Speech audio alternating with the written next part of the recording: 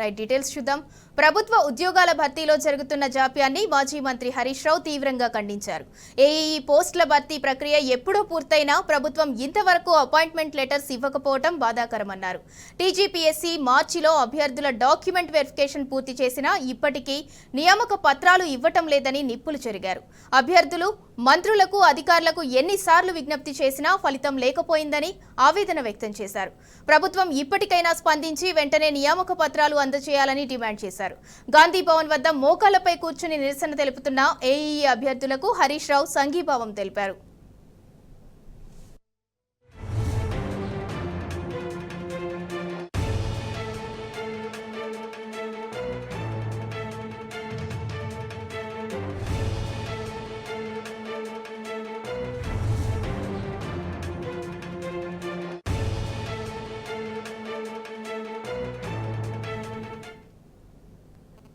ప్రభుత్వ ఉద్యోగాల భర్తీలో జరుగుతున్న జాప్యాన్ని మాజీ మంత్రి హరీష్ రావు తీవ్రంగా ఖండించారు. ఏఈఈ పోస్టుల భర్తీ ప్రక్రియ ఎప్పుడో పూర్తయినా ప్రభుత్వం ఇంతవరకు అపాయింట్మెంట్ లెటర్స్ ఇవ్వకపోవడం బాధాకరమన్నారు. టీజీపీఎస్సీ మార్చిలో అభ్యర్థుల డాక్యుమెంట్ వెరిఫికేషన్ పూర్తి చేసినా ఇప్పటికీ నియామక పత్రాలు ఇవ్వటం లేదని నిప్పులు చెరిగారు. అభ్యర్థులు మంత్రులకు అధికారులకు ఎన్నిసార్లు విజ్ఞప్తి చేసినా ఫలితం లేకపోయిందని ఆవేదన వ్యక్తం చేశారు. ప్రభుత్వం ఇప్పటికైనా స్పందించి వెంటనే నియామక పత్రాలు అందజేయాలని డిమాండ్ చేశారు. గాంధీ భవన్ వద్ద మోకాళ్లపై కూర్చుని నిరసన తెలుపుతున్న ఏఈఈ అభ్యర్థులకు హరీష్ రావు సంఘీభావం తెలిపారు.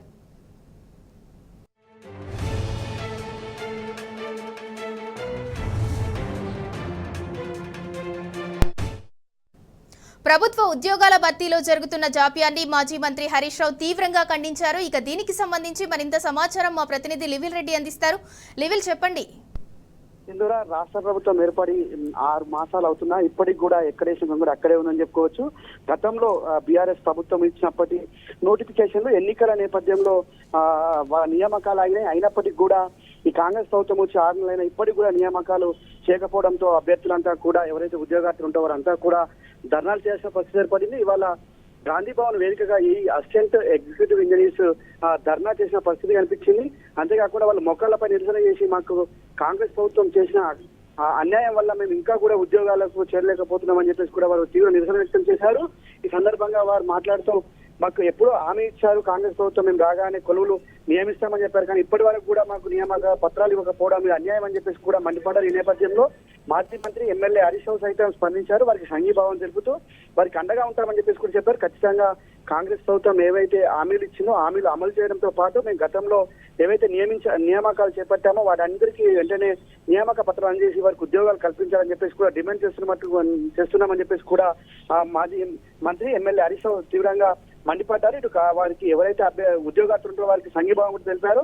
అంతేకాకుండా వాళ్ళు ఎక్కడ చూసినా నిరసన పర్వం కొనసాగుతుందని చెప్పుకోవచ్చు. ఇటు ముఖ్యమంత్రి రేవంత్ రెడ్డి ఇంటి ముందు సైతం ఏదైతే ఇటు గురుకుల ఉద్యోగార్థులు ఎవరైతే ఉంటారో వారంతా కూడా ధర్నాలు చేపట్టారు. వారికి గతంలో మీకు న్యాయం చేస్తామని చెప్పినప్పటికీ కూడా వారికి న్యాయం చేయకపోవడంతో ఒక్కసారిగా వారంతా కూడా మొక్కళ్లపైన కూర్చొని నిరసన చెప్పారు. అక్కడికి వచ్చిన ఎవరైతే ఎమ్మెల్యేలు ఉంటారో వారిని కూడా అడ్డుకునే ప్రయత్నం చేశారు.